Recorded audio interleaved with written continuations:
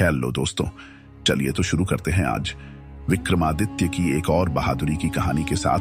प्राचीन काल में उज्जयिनी पर राजा विक्रमादित्य का शासन था। राज्य के एक सुदूर गांव में एक विशाल और खूंखार अजगर ने आतंक मचा दिया। विक्रमादित्य ने इस चुनौती को स्वीकार कर अपनी प्रजा की रक्षा के लिए एक बार फिर से अपने साहस का परिचय दिया। राज्य के दक्षिणी हिस्से के एक घने जंगल से सटे गांव में अचानक एक विशाल अजगर का प्रकोप शुरू हो गया।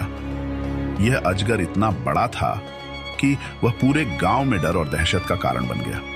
अजगर अक्सर जंगल से बाहर निकलकर गांव के मवेशियों को निगल जाता और कभी-कभी इंसानों पर भी हमला कर देता। गांव वाले रात दिन भय के साए में जी रहे थे। उन्होंने अपने घरों से बाहर निकलना बंद कर दिया और खेती-बाड़ी छोड़ दी।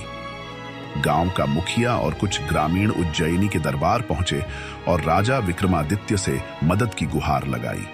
मुखिया ने कहा, महाराज, हमारे गांव पर एक विशाल अजगर ने कब्जा कर लिया है। वह हमारे मवेशियों को निगल जाता है और हमारी जान को भी खतरा है। कृपया हमारी रक्षा करें। राजा विक्रमादित्य ने मुखिया की बात ध्यान से सुनी और तुरंत इस समस्या को हल करने का निश्चय किया। उन्होंने अपने दरबारियों और सैनिकों से पूछा कि कौन इस खतरनाक अजगर से लड़ने के लिए तैयार है। लेकिन अजगर की भयावहता के किस्से सुनकर कोई भी व्यक्ति आगे नहीं आया। तब विक्रमादित्य ने खुद इस कार्य को अंजाम देने का निर्णय लिया। उन्होंने कहा, एक राजा का सबसे बड़ा धर्म अपनी प्रजा की रक्षा करना है। यदि मेरे राज्य के लोग भय में हैं, तो यह मेरा कर्तव्य है कि मैं उनका भय दूर करूं। उन्होंने अपनी तलवार और ढाल को उठाया और अपने सबसे तेज घोड़े पर सवार होकर गांव की ओर निकल पड़े। राजा विक्रमादित्य ने गांव पहुंचकर स्थिति का जायजा लिया। गांव के लोग उनसे मिले और उन्हें बताया कि अजगर जंगल के पास स्थित एक बड़ी गुफा में रहता है।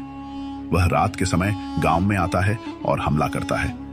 विक्रमादित्य ने ग्रामीणों को सांत्वना दी और कहा, डरो मत, मैं इस समस्या का अंत करूंगा। ये अजगर अब तुम्हारा कुछ नहीं बिगाड़ पाएगा। अगले दिन विक्रमादित्य ने अकेले ही जंगल में जाने का निर्णय लिया। उन्होंने अपनी तलवार और ढाल के साथ गुफा की ओर प्रस्थान किया। जंगल बहुत घना और डरावना था। वहां की खामोशी और अजीब आवाजें माहौल को और भी भयावह बना रही थी। जैसे ही वह गुफा के पास पहुंचे, उन्होंने देखा कि वहां चारों ओर हड्डियां बिखरी हुई थीं। गुफा से एक डरावनी फुफकार की आवाज आ रही थी। यह स्पष्ट था कि अजगर अंदर ही है। जैसे ही राजा गुफा के अंदर गए, उन्होंने देखा कि एक विशाल अजगर उनकी ओर देख रहा है।